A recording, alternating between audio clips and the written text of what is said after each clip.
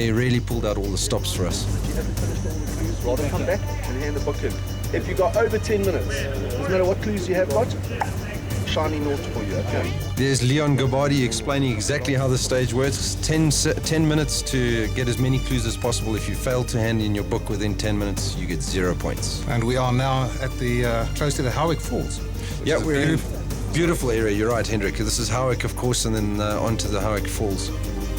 And I think one of the other lovely things about Cannonball Run is that it does take you to places you may not necessarily go to yourself. So it's educational at the same time. 30 November 1918. Nee, vast. Nee? Nee, vast.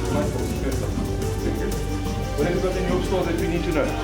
Nothing else. Of course, there's some skullduggery that goes on. I remember Peter Ackerman going into one of the stores, walking out and saying to the guys, "Oh, it's all in here, it's all in here." Of course, there was no clue there, and he sent everybody in there looking for this clue. And these two guys were caught in a roadblock. Joe Cool's boys, they actually didn't stop at a roadblock that old Peter had set up, and now the whole explanation was going on. I always find a collection of signposts like this very, very interesting. You see the direction of waterfalls in this case on just about every continent on Earth. And just how far they are away from this one in particular. Chris Black, of course, with his family in the back. Nice to have him back on the event again. I can't remember how many he's done. It must have been 5 or 6 by now. Well, on that basis, he should be in with a chance of winning. Next up, we go to Escort and one of the historical forts in the area. This one should date before the First Boer War, I think. I'll take your word for it, Hendrik. I wasn't born then. But moving right along, of course, this is Fort Dunford. We've used this in the 2006 Africa event when we went down to Durban. It was great to revisit. And once again, they've got 10 minutes to get as many clues as possible. There is one clue that was down in the dungeon with no lights on. How are the clues going today? Good. Bit difficult, but good. And let me tell you, some of the guys did not want to go down there. Scared of the dark? No, somebody put the lights on, please. There cannot be a Cannonball Run without a Ferrari. Not. What about a Lamborghini? Can we get into that argument again? We should get a Lamborghini on this event as well. This is this clue down in the basement. It was quite daunting to go down there and get it in the first place. Now you admit it. Where? There, how old is the fort? 1873. In years. So right, 1873. Those are cousins, by the way. That's Paolo and Ricky Riva, Captain Chaos and Captain Calm. Not so calm there, I thought. Yeah, they do seem to argue quite a lot. Who's got any idea where this bar is? And then they are going off at each other again. Off they went to the Escort Spa where the guys were cable tied to the trolleys and they were given a shopping list. And they had to get as many of these items they could in 10 minutes, purchase them, and then all the goods that were purchased were donated to charity. The motto of the round table. I've just adapted, I've adopted, and I've improved. Let's go. What do you do with a guy that's that chaotic? Well, at least he's buying some food. Yeah. And once again, we're on the back of the M3. Yeah, we're in Winterton for the unusual speed stretch because it was about a kilometre up the road and then you do a 180-degree turn and come back 500 before your timing was stopped. This is, of course, George Besson in that 55 AMG SLK. And the F360. I suppose you're going to say what a nice sound that is. I was just going to say, just listen to that engine. But the R8, I think, has got a great sound as well.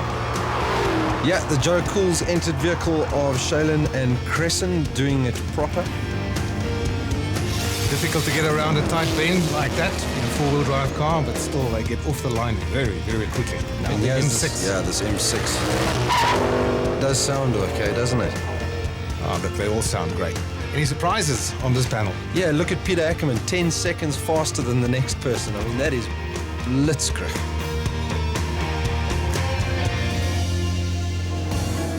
Blitzvinnig is the term. Vinnig. Okay, thanks, Hendrik. Okay, now, back to the highway. Let it be known, we found this clue. This one. Probably the only one he found all weekend, because he finishes last, I think. Rosetta and the tablers down in the area there, they set up this gymkhana type track for quad biking, some faster than others. And of course, it's just a great break than just driving in your cars the whole time. It's nice to do something different. And I think that's my wife. I would have expected you to know for sure. I plead the fifth. Any surprises here? Neil Flanagan and Sylvia there in third in the Mercedes-Benz SLK 63 AMG. And strange that Mark's holding out the bottom there in seventh. Getting towards the end of this year's event now. Just one more challenge to go, and this is the one that you really look forward to, Ross. Yeah, the 3 kilometer speed stretch at Camberg. The roundtablers in the area did a wonderful job in closing this off. Of course, you can't do these events without the round table and all the manpower that they bring to it and the organizational skills that they have. Putting on, imagine that, a 3 kilometer stage that's perfectly controlled and closed off to the public, and you can get a good blast down that road. Now let's go on board and see how far. Let's stay on the speedo. I hope we get the speedo on this one. Yeah, of course, this is Ricky and Paolo. Ricky's sporting that Movember moustache. I think we're at about 200 k's there. Yeah, just over, I think. He loves that car. He's got stickers on that car from 2006 Cannonball Run. Okay. Somebody's very relieved. Did you hear that? I'm sure it's a bit of a white-knuckle run for some of these guys. I would imagine. Here's George Besson giving it everything that he's got in that Mercedes-Benz SLK 55 AMG. And no surprises, the Porsche 911 Turbo taking the top honours there in the final challenge of this event. 5 seconds behind Hein Momberg in that BMW M6. So that takes care of the high-speed stuff, but hey, this looks familiar, Ross. You've been here before. Nottingham Road Brewery, Hendrik, it is one of my favorite places in the world. In fact, I even went there on my bachelor party. Bet you can't remember much of that party? What party? Yeah, it's got a lovely pub there, and it's really cozy. Go there in winter, it's lovely fireplaces, awesome. And of course the roads out there are great. Okay, so at the end of the event, the traditional prize-giving function. There's a lot of stories to be told and a lot of experiences to share. There you go, winning it again after the Africa event as well now at KZN. Peter Ackerman winning the fastest driver. And probably no surprise, it's that Porsche 911 Turbo, the 997 model. I think this is quite a great placing for third place, since you've never done a Cannonball Run before. Gary and Brett in the Ferrari, well done, guys. Which leaves yesterday's position of 1 and 2 guys. Of course, it was Gordon in first and Sean in second. The question is, which way around? Which way around? Those Gordon and Colleen, they are so complicated. But you cocked it up. Yeah. You came in second place. 10 points behind the winners. Sean and Nadia, they're winning the event. Their third Cannonball Run that they've taken part in, so they were very excited about it. Final results then. So Sean and Nadia take the overall honours ahead of Gordon and Colleen, Gary and Brett in third place. Your third Cannonball Run event. What made it so special this year, and what got you over the finishing line first?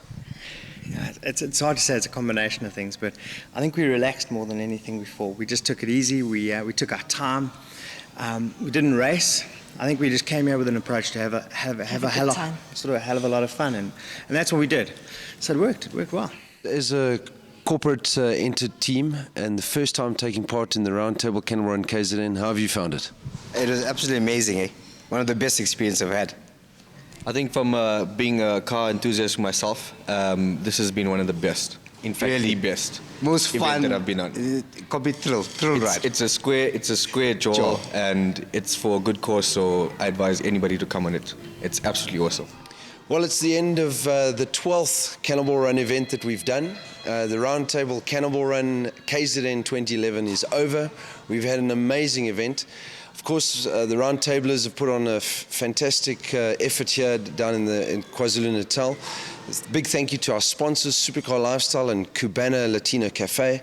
And we've raised, I think it was about 60 or 80,000 rands worth of motorized wheelchairs for disabled people, which will be going to Kwaza. And we can't hope for anything more than that. We've done a fantastic job down here. We've had a lot of fun, and we're looking forward to the events coming up in the new year. The Cannonball Run KZN 2011 was proudly brought to you by the Round Table and Supercar Lifestyle.